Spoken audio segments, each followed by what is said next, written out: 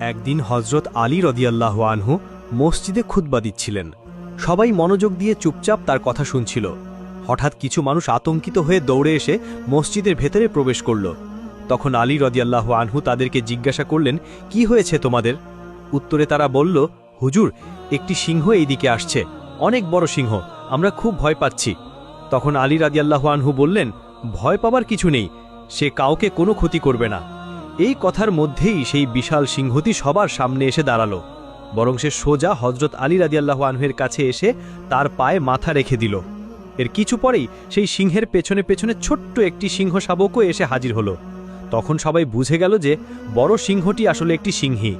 অতঃপর সেই সিংহীটি বলল, হুজুর, এইটি আমার সন্তান, এর বাবা এখন আর পৃথিবীতে নেই। আমি চাই আমার সন্তান নিরাপদে বেরিয়ে উঠুক, তাই আমি একে আপনার তত্ত্বাবধানে দিতে এসেছি। তখন আলী রাদিয়াল্লাহু আনহু বললেন, তুমি যাও, তার ব্যাপারে কোনো চিন্তা করো না, আমি কথা দিচ্ছি এই সন্তান কখনো নিজেকে অসহায় ভাববে না। তখন সিংহীটি জিজ্ঞাসা করল, হুজুর, কে তাকে লালন পালন করবে? তখন আলী রাদিয়াল্লাহু আনহু উত্তর দিলেন, আমার পুত্র হুসাইন তার দেখাশোনা করবে ইনশাআল্লাহ। সে অসহায়দের খুব যত্ন নেয়, তার চেয়ে ভালো আর কেউ পারবে না। এরপর হজরত হুসাইন রাদিয়াল্লাহু আনহুকে ডাকা হলো। তিনি সামনে এসে সিংহ শাবকটিকে কোলে তুলে নিলেন। তার মাথায় স্নেহ ভরে হাত বুলিয়ে দিয়ে বললেন, আজ থেকে এর নাম হবে আবু আল হারিস, এবং সে এখন থেকে আমার সাথেই থাকবে। অতঃপর সিংহীটি নিশ্চিন্ত মনে ফিরে গেল। আর সেই সিংহ শাবক হজরত হুসাইন রাদিয়াল্লাহু আনহুর সঙ্গেই বড় হতে থাকলো, যেন সে নিজের ঘর পেয়ে গেছে। এভাবে দীর্ঘ সময় কেটে গেল। হজরত হুসাইন রাদিয়াল্লাহু আনহুর কোলে যে সিংহ শাবকটি বড় হচ্ছিল, সে এখন যুবক হয়ে উঠেছে। হজরত হুসাইন রাদিয়াল্লাহু আনহু যেখানে যেখানে যেতেন, সেই সিংহটিও তার সাথেই থাকত। এখন সে তো আর শুধু একটি পশু ছিল না, বরং সে ছিল হুসাইন রাদিয়াল্লাহু আনহুর সঙ্গী, বন্ধু এবং বিশ্বস্ত একজন সাথী। মানুষ তাকে আবু আল হারিস নামেই চিনত। সে জঙ্গল থেকে এসেছিল ঠিক, কিন্তু তার হৃদয় ছিল মানুষের চেয়েও কোমল এবং বুদ্ধিমান। তার মধ্যে হজরত হুসাইন রাদিয়াল্লাহু আনহুর প্রতি গভীর ভালোবাসা গড়ে উঠেছিল। দিন হোক কিংবা রাত, সফর হোক বা বিশ্রাম, আবু আল হারিস সবসময় হজরত হুসাইন রাদিয়াল্লাহু আনহুর কদমের সাথে লেগে থাকত। কিন্তু সময়ের বিবর্তনে সিংহটি বিরাট বড় হয়ে যায়। এখন সে যখন কোনো গলির মধ্য দিয়ে হেঁটে যেত, তখন মানুষেরা কেঁপে উঠত। তাদের হৃদয়ে এক অদ্ভুত রকমের ভয় জেগে উঠত। একদিন কিছু আরব লোক হজরত আলী রাদিয়াল্লাহু আনহুর খিদমতে হাজির হয়ে আরজ করল, হুজুর, হুসাইন রাদিয়াল্লাহু আনহুর সাথে থাকা সেই সিংহটি এখন অনেক বড় ও ভয়ঙ্কর হয়ে উঠেছে। আমরা এই ব্যাপারে শঙ্কিত, কোনো একদিন যদি সে ক্ষতি করে ফেলে। এই কথা শুনে আলী রাদিয়াল্লাহু আনহু নীরব হয়ে গেলেন। তার হৃদয়ে তখন আবু আল হারিসের সেই নিষ্পাপ শৈশব ও বিশ্বস্ততার স্মৃতি জেগে উঠেছিল। কিন্তু তিনি মানুষের স্বভাব এবং তাদের ভয়ও ভালো করেই বুঝতেন। অতঃপর তিনি ঘরে ফিরে এলেন।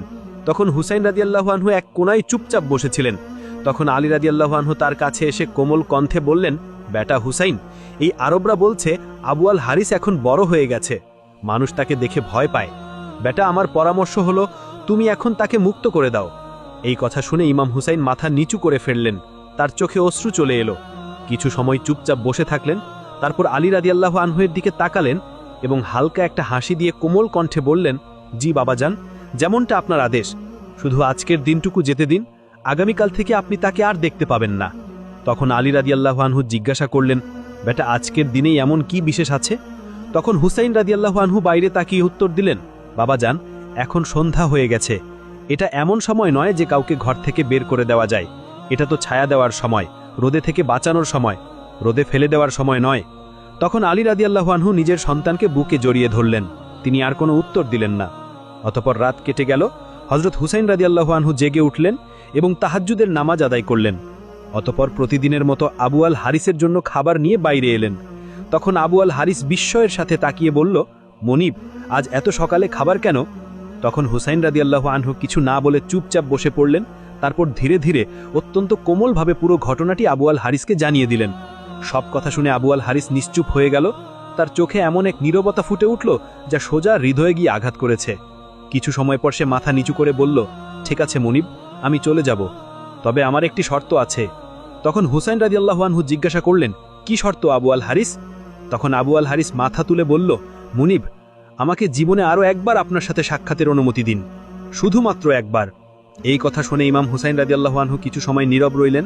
তারপর বললেন, মনে রেখো আবু আল হারিস, তারিখ হবে 10ই মুহররম 60 হিজরি, স্থান হবে কারবালার একটি টিলা। তখন তুমি একটি আহ্বান শুনতে পাবে। সেই মুহূর্তটাই হবে আমাদের শেষ সাক্ষাতের সময়। সেই ডাক শুনেই তুমি চলে এসো, সেই জায়গাতেই আমি তোমায় স্মরণ করব। তখন আবু আল হারিস ধীরে ধীরে একটি প্রশ্ন করল, মুনিব, যখন সেই দিন আসবে তখন কে আমাকে ফিরে ডাকবে? আপনি কি আমাকে আহ্বান করবেন? উত্তরে ইমাম হুসাইন রাদিয়াল্লাহু আনহু বললেন, না আবু আল হারিস। তখন আবু আল হারিস আবার জিজ্ঞাসা করল, তাহলে কি আপনার ভাই আব্বাস রাদিয়াল্লাহু আনহু আমাকে ডাকবেন? এই প্রশ্নেও হুসাইন রাদিয়াল্লাহু আনহুর চোখ অশ্রু সজল হয়ে উঠল, চোখ পানিতে ভরে গেল, কণ্ঠ ভারী হয়ে গেল। তিনি বললেন, না আবু আল হারিস। তখন আবু আল হারিস নিশ্চুপ হয়ে গেল। ঠিক তখনই ইমাম হুসাইন কান্নায় ভেঙে পড়লেন এবং বললেন, আমাদের মা ফিজা তোমাকে ডাকবেন। বর্ণনায় পাওয়া যায় যে আজও কারবালায় সেই স্থান বিদ্যমান যেখান থেকে বিবি ফিজা আবু আল হারিসকে আহ্বান করেছিলেন। অতপর যখন হুসাইন রাদিয়াল্লাহু আনহু আবু আল হারিসকে বিদায় দিচ্ছিলেন, তখন তিনি বললেন, আবু আল হারিস, তুমি ইরাকের দিকে চলে যাও। নাইনাওয়ার পাশে একটি বন আছে, সেই বনের রাজা সিংহ এখন আর জীবিত নেই। তুমি সেখানে যাও এবং রাজত্ব করো। অতপর আবু আল হারিস মাথা নিচু করে নাইনাওয়ার দিকে রওনা হয়ে গেল। অতপর দীর্ঘদিন পর সেই আশুরার দিন আসলো। কারবালার প্রান্তরে এক নীরবতা বিরাজ করছিল, কিন্তু সেই নীরবতার পেছনে ছিল এক ভয়ঙ্কর ঝড়ের পূর্বাভাস। যখন হযরত হুসাইন রাদিয়াল্লাহু আনহু শহীদ হলেন, তখন উমর ইবনে সাদ এর আদেশ ছিল হুসাইনের পবিত্র দেহের উপর ঘোড়া চালানো হবে এবং তার দেহকে পদদলিত করা হবে। এই সংবাদ যখন শিবিরে পৌঁছে গেল, তখন সেখানে যেন কিয়ামতের মতো দৃশ্য দেখা দেয়। ঠিক সেই সময় বিবি ফিজা হজরত জাইনাব রাদিয়াল্লাহু আনহা এর কাছে এসে বললেন, হে আমার পবিত্র সাইয়েদা, রাসূলুল্লাহ সাল্লাল্লাহু আলাইহি ওয়াসাল্লামের এক সাহাবী ছিলেন, যিনি একবার সমুদ্রযাত্রায় বের হয়েছিলেন। তখন তাদের নৌকা ডুবে যায় এবং তারা এক দ্বীপে গিয়ে উঠেছিলেন। সেখানে তারা একটি সিংহের মুখোমুখি হয়েছিলেন। তখন সেই সাহাবী বলেছিলেন, আমাকে কষ্ট দিও না, আমি মুহাম্মদের উম্মত। তখন সিংহটি তাকে আঘাত না করে নিরাপদ পথে পৌঁছে দেয়। এই ঘটনাটি মনে করিয়ে দিয়ে বিবে ফিজা বললেন, হে আমার পবিত্র সাইয়েদা, এই এলাকাতেও একটি সিংহ আছে, তার নাম আবু আল হারিস। এটি সেই সিংহ যাকে হুসেন রাদিয়াল্লাহু আনহু ছোটবেলা থেকে নিজের হাতে লালন করেছেন, তাকে ভালোবাসা দিয়ে বড় করেছেন। যদি আপনি অনুমতি দেন, তাহলে আমি বনের দিকে গিয়ে তাকে ডেকে আনতে চাই। আমি তাকে এই জালিমদের পরিকল্পনার কথা জানাতে চাই। তখন জাইনাব রাদিয়াল্লাহু আনহা কোনো কথা না বলে মাথা নেড়ে সম্মতি দিলেন। তখন বিবি ফিজা দৌড়ে দ্রুত কারবালার প্রান্তরের দিকে এগিয়ে গেলেন। তার জিহ্বায় ছিল একটি নাম, আবু আল হারিস। তিনি মুখ ঘুরিয়ে বনের দিকে তাকিয়ে উচ্চস্বরে ডাক দিলেন, হে আবু আল হারিস, তোমার মুনিব তোমার কাছে একটি প্রতিশ্রুতি দিয়েছিল, আজ সেই দিন এসে গেছে। এই ডাক শুনে জঙ্গলের বাতাসে চারিপাশ কেঁপে উঠল, গাছপালা থরথর করে কাঁপতে লাগল।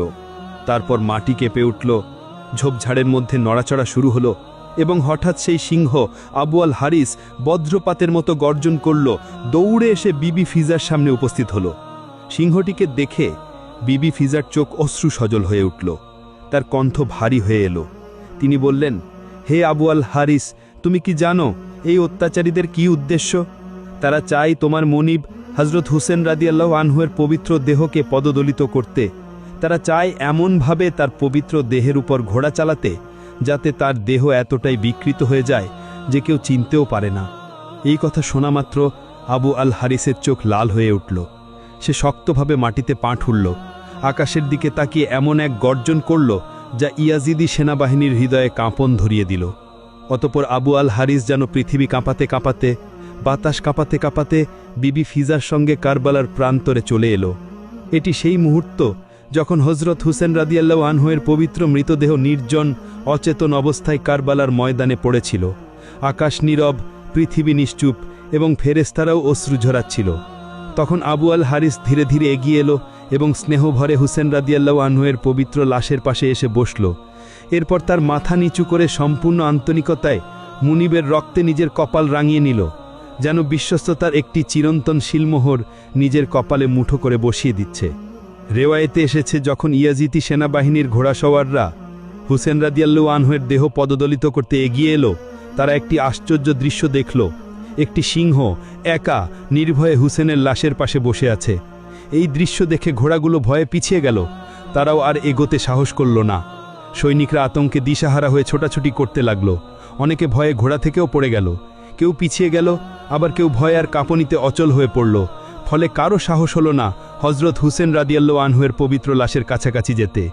অতপর যখন এই খবর উমর ইবনে সাদের কাছে গেল তখন তার মুখ বিবর্ণ হয়ে গেল, চোখে ভয় ফুটে উঠল এবং কাঁপা কণ্ঠে বলল, এই ঘটনা কাউকে জানিও না, জানালে এটি একটি ফিতনা হয়ে দাঁড়াবে। কারণ সে জানত যদি এই সত্য ছড়িয়ে পড়ে তাহলে অত্যাচারের মুখোশ চিরতরে খুলে যাবে।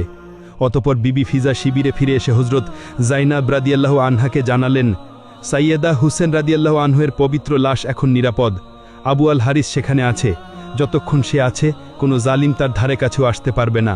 অতপর তাই ঘটল, যতদিন আবু আল হারিস কারবালার মাটিতে বসেছিল কোনো ঘোড়া, কোনো খঞ্জর, কোনো সৈনিক হুসেন রাদিয়াল্লাহু আনহুয়ের পবিত্র দেহকে পদদলিত করতে পারেনি।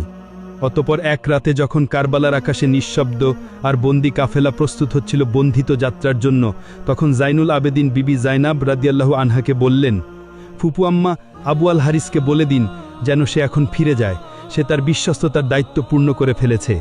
তখন বিবি ফিজা সেই পুরনো সাহস নিয়ে আবার আবু আল হারিসের কাছে গেলেন এবং বললেন, হে আবু আল হারিস, মাওলার হুকুম, এখন তুমি চলে যাও।